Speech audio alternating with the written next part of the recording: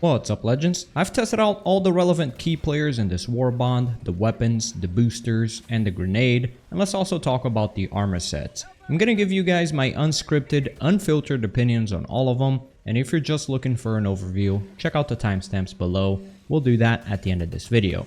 Let's first talk about the weapons, starting with page 1. The AR-61 Tenderizer. The Tenderizer is sadly very disappointing. It's a very disappointing assault rifle that's honestly worse than the starting assault rifle, the Liberator, statistically. I'm not saying that from my opinion. I mean, statistically, this weapon is worse than the Liberator.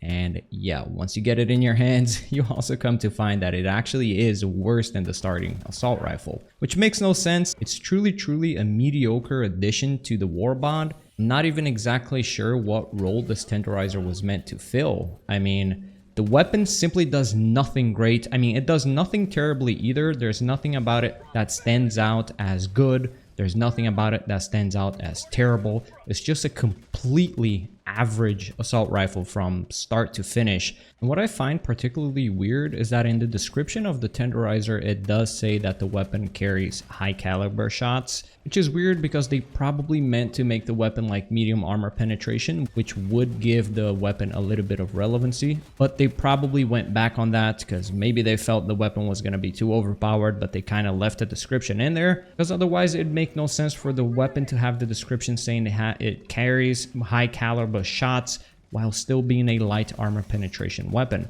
Someone brought up a good point and said that it's kind of weird how both the SMGs and the assault rifles have the same type of armor penetration when assault rifles carry much more stopping power. I'm not exactly sure what's going on there. And the problem about it is all assault rifles in this game are dreadful. I'm not exactly sure what's going on with the assault rifles in this game, but all assault rifles in this game simply have no purpose whatsoever. I mean, matter of fact, the SMGs in this game are better than the assault rifles. They do very similar amount of damage. They're one-handed, meaning you can use them with ballistic shields, you can carry SSDs with them. I honestly feel that the assault rifles are really struggling right now, and the devs should take a look at it because there is no assault rifle whatsoever in Helldivers 2 that I can recommend for anybody to use. This weapon does not work well against bugs. This weapon does not work well against bots. There are simply dozens of better choices than pretty much all of the assault rifles in the game. The only assault rifle that's relevant at all in this game, in my opinion, is the sickle, and that's because it has unlimited ammo essentially.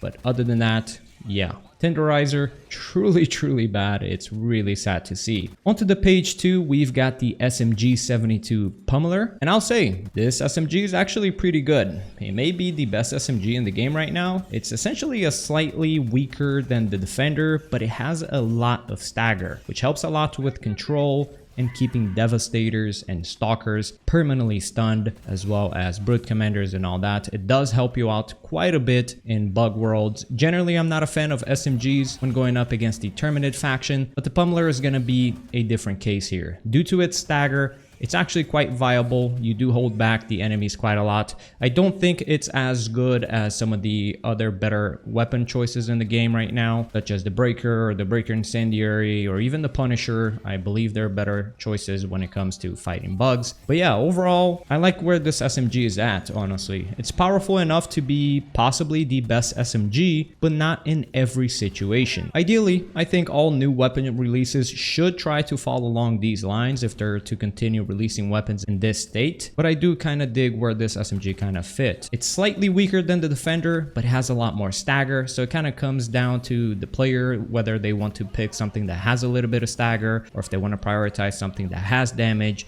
You know, it's not like the Tenderizer. The Tenderizer literally has no place in the game, but the Pummeler definitely has a place. I think it's probably the best weapon in this Warbond right now, and the slower fire rate of it make its recoil pretty good to use. So overall, yeah, I actually really like this SMG. I think it was a fine addition. For the Incendiary Impact, I don't really have much complaint there. It's just an incendiary grenade that blows up on impact. Not a crazy addition, but it finds its own niche. If we're expecting to see like 4 to 5 new weapons every month, it makes sense to create weapons that behave slightly different, yet is still useful. Personally, I'm a huge fan of the impact grenade. I do dig the lack of fuse time. But for me, if I'm gonna choose between the Incendiary Grenade or the Impact Incendiary Grenade, I'm gonna pick the Incendiary Impact 10 out of 10 times. Honestly, it's a fine addition, no complaints there, nothing too crazy about it. It's kind of weird though how this Warbond is called Polar Patriots, but one of the best things on the Warbond is actually an Incendiary Grenade. That felt a little bit out of place, but anyways, let's move on to page 3. For page 3, we got the Plas-101 Purifier. Boys, it's really bad. It's like a budget Scorcher, everything the Scorcher does, but worse. So much so that I literally didn't even opt in to upload a gameplay with this weapon because of how poor this weapon performed. It just kind of ended up making me having to use and rely on the autocannon a lot, so I ended up scrapping that video idea and not uploading it. You can see there in the background, by the way, the gameplay that I ended up not uploading. You know, honestly, it may be worse than the Tenderizer. I expected, since the RPM of it would be so garbage, that it would be a hard-hitting weapon, but it's not, boys. It's not. It's not a hard-hitting weapon whatsoever. It takes like 5 hits to kill Devastators, like the Rocket Devastators, the Shooter Devastators. The AoE is not very impactful, and it takes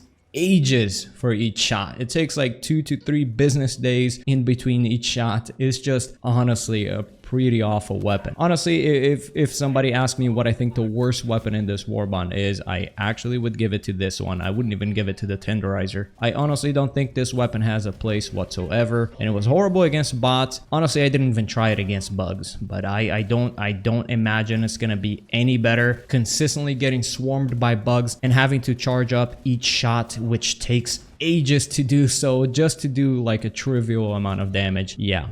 Honestly, weapon is pretty weak. Very bad overall. Moving on to the sidearm, the P113 Verdict. Honestly, I think it's alright. It kind of lands in between like the Peacemaker and the Senator. It definitely has its own place in the game. I don't have any complaints there. I think it's a decent addition. It's not overpowered, yet it's still strong. And if they're to continue approaching additions this carefully, this is solid, I suppose, because it does have its own niche. Again, it lands right in between Peacemakers and Senators, so it does have a place for it. It felt quite powerful. It can shoot very quick, so it's an interesting way to kill units fairly quick. I could take down a Berserker very quick. I mean, I would have to use pretty much an entire magazine, but it would take like a second or so to take them down, so it's kind of neat. I do believe this weapons might possibly be my weapon of choice when going up against the bugs, honestly. I've been looking for something to replace the Redeemer with, and since this weapon actually does a decent amount of damage, it'll be pretty good at handling those hunters, especially because you can also shoot it very quick and it reloads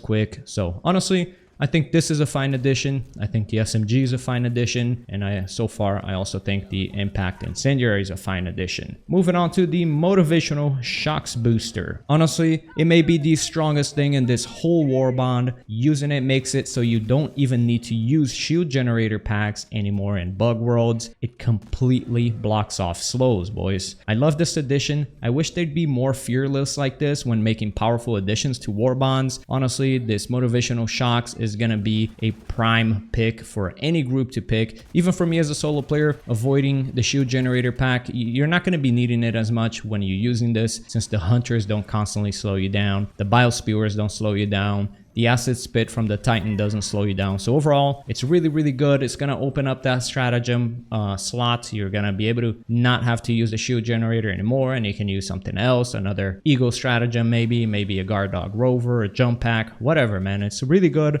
I'm really happy about this addition. I really wish they added more stuff like this. Now, onto the most disappointing part of the Warbond is the armor sets. Why is there literally no new armor passives? All of these armor sets basically have carbon copies of it already. These are just different skins. The first armor set equivalent is the Dreadnought or the TR-62 Knight, as you can see here. The second armor equivalent is the Devastator or the Marksman, as you can see here. And the third armor is the direct equivalent of the Trailblazer Scout. All of these armors are the exact same. Why are we doing this? I don't exactly understand why we have new armor passives. Where's the innovation? At least light armor will have like different armor ratings and speeds and stuff, but armor passives are such a fun, interesting concept. Why is this not more focused upon? Just recycling the same armor passives to me literally makes no sense. I mean, they could make any type of armor passive. I could think of hundreds of fun ideas that they could add to armor passives. And man, it doesn't even need to be anything too crazy. It can be something silly. I don't know. There's lots and lots and lots of ideas that I'm sure they have. I'm just not exactly sure why they're not executing on these ideas when it comes to the armor passives. It's just very, very sad to see there's no innovation there. It's just recycled armor passives over and over and over again for every single Warbond that we've gotten so far, except with the maybe the arc thrower resistance one, but that armor passive was pretty poor, so not much there. Also, I've seen a couple of people mention this. I hadn't noticed it, but there are spikes on the armor set boots. Why doesn't that have an impact? That could be a fun armor passive idea. Be able to travel on snow 20% faster, 10% faster. There's many different ideas that I'm sure they could go with that could make the game very, very fun. I mean, another thing that they haven't really touched upon is armor passives for helmets or capes. I also believe that's untouched potential that they could abuse there, but yeah, they haven't quite done that. So the overview, honestly, I think they should be way less afraid of making powerful weapons. I mean, I guess if they do continue to follow this path, future weapons should try to land somewhere where the Pummeler landed, strong enough so that it's competitive and at the top of its category, yet has a specific niche and is not all around overpowered. However, I think they're really afraid of making powerful weapons because of the whole meta thing, but realistically, man, the community is always gonna find their meta. They shouldn't try to control it whatsoever, especially when you're releasing 4 weapons a month. Trying to keep the game perfectly balanced is just not gonna happen. I don't know where all this fear is coming from of releasing really, really strong weapons. Maybe they're possibly trying not to be scummy by releasing, let's say, top tier weapons on Warbonds to make you buy it to then have to nerf it in the future. Maybe they're kind of afraid people are gonna get mad. Oh, all the premium weapons are locked behind a pay-to-win wall. You know, maybe that's why they're so reluctant to come out with overpowered weapons or just strong weapons in general. I don't really know. But what I do know is that, honestly, I'll say this from a player point of view, I'm never excited for a Warbond anymore. There's no reason to be excited over these because there's never that next crazy thing that they add. You know, when they added the Quasar Cannon, people went crazy over it. People loved it. People loved it. It was so powerful, but people loved the addition. The nerf was a bit relentless, but hey, man, you think the weapon is completely overpowered. Let's say like 90% of the players are using it. Okay, we get it, you know, nerf it a little bit. But why the fear of releasing something powerful? People are excited about new toys to play around with, but when they're essentially not giving us any toys because all the choices are so poor, it's kind of sad. It's kind of sad. Honestly, I'm not too excited about the next Warbond. Okay, maybe I am a little bit because supposedly they're going to be having a conversation about the nerfs and the weapon balancing and stuff sometime next week. Don't really have much information on that, but yeah, here's to hoping for the best. I really hope the next Warbond is going to be a bit more exciting than this. It's been about 2 to 3 Warbonds now that they haven't really added anything too crazy or anything that I'm overly excited about. Not that I can remember anyways. But yeah, thank you guys very much for watching, man. Sorry for this rant video a little bit, but yeah, just wanted to give my opinion on the new Warbond and review it after thoroughly using it in Helldive difficulty. I hope you guys enjoyed the video, man. I'll be catching you guys on the next one.